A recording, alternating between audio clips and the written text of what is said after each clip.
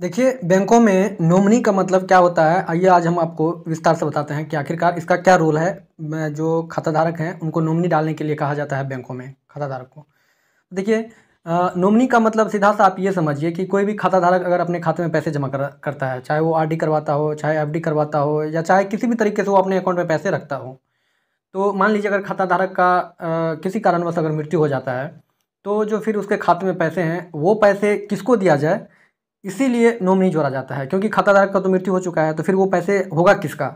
तो इसके लिए उसमें नॉमिनी को ऐड किया जाता है।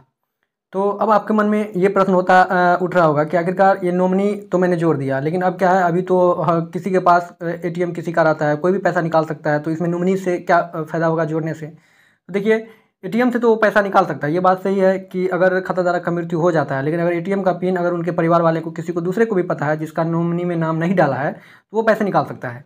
लेकिन जिसका नाम नॉमिनी में है, अगर उस पर क्लेम करे और ये देखा जाए कि अगर खाताधारक की मृत्यु के बाद किसी ने उसके एटीएम से पैसा निकाला है, तो फिर जाकर के उस पे एफआईआर दर्ज हो सकता है या उस पर उस क्लेम के तहत उसको पैसा रिटर्न किया जा सकता है, और वो पैसा सिर्फ जो नॉमिनी है उसमें डाला हुआ सिर्फ उसी को मिल सकता है।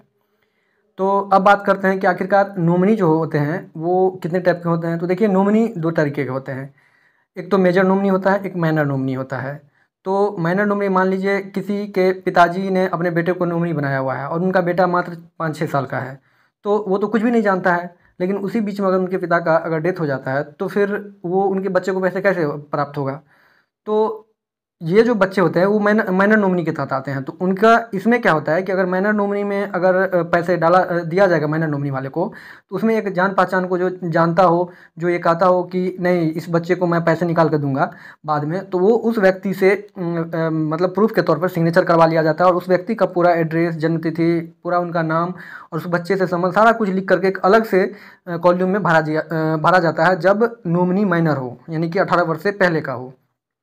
लेकिन अगर नॉमिनी 18 वर्ष से पहले का है, बाद का है, तो आप इसमें कुछ भी नहीं करना होता, डायरेक्ट वो तो जान रहा है कि मुझे पैसे मिलने हैं, और कैसे मिलेंगे, तो वो कानूनी प्रक्रिया के तहत वो पैसे प्राप्त कर सकते हैं, या बैंक के जा कर के एप्लीकेशन लिख के वो प्राप्त कर सकते हैं।